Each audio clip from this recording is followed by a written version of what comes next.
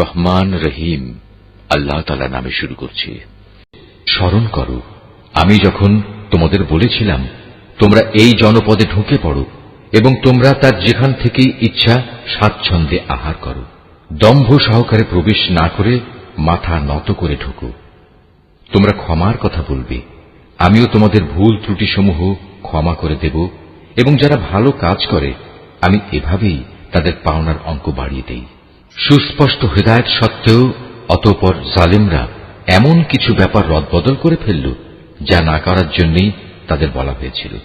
আমিও এরপর যারা জুলুম করল তাদের উপর আসমান থেকে গজব নাজিল করলাম।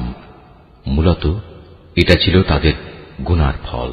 স্মরণ করো, যখন মূসা আমার কাছে তার জাতির লোকদের জন্য পানি চাইল, আমি তাকে বললাম, তোমার হাতের লাঠি দিয়ে তুমি এই পাথরে আঘাত করো। আঘাত করা মাত্রই সে পাথর থেকে 12টি পানির নহর উৎপন্ন হয়ে গেল। প্রত্যেক গোত্রই নিজ নিজ পানির ঘাট চিনে নিল। আমি বললাম, আল্লাহর দেয়া রিজিক থেকে তোমরা পানাহার করো, তবে কিছুতেই আমার জমিনে বিপর্যয় সৃষ্টি করে বেরিও না।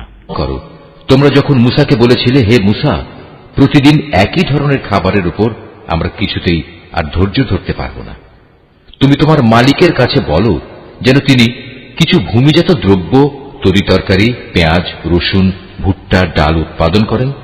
সে বলল, তোমরা কি আল্লাহর পাঠানো এই উৎকৃষ্ট জিনিসের সাথে একটি তুচ্ছ ধরনের জিনিসকে বদলে দিতে চাও? যদি তাই হয় তাহলে তোমরা অন্য কোন শহরে সরে পড়ো, যেখানে তোমাদের এসব জিনিস যা তোমরা চাইবে তা অবশ্যই পাওয়া যাবে। আল্লাহ তাআলার আদেশ অমান্য করার ফলে শেষ পর্যন্ত অপমান ও দারিদ্র্য তাদের উপর ছেয়ে গেল। আল্লাহর গজব দ্বারা তারা আক্রান্ত হয়ে গেল। এটা এ কারণে যে এরা ক্রমাগত আল্লাহর আয়াতকে অস্বীকার করতে থাকল এবং আল্লাহর নবীদের অন্যায়ভাবে হত্যা করতে থাকল। আর এসব কিছু এজন্যই ছিল যে তারা আল্লাহর সাথে নাফরমানি ও সীমা লঙ্ঘন করছিল।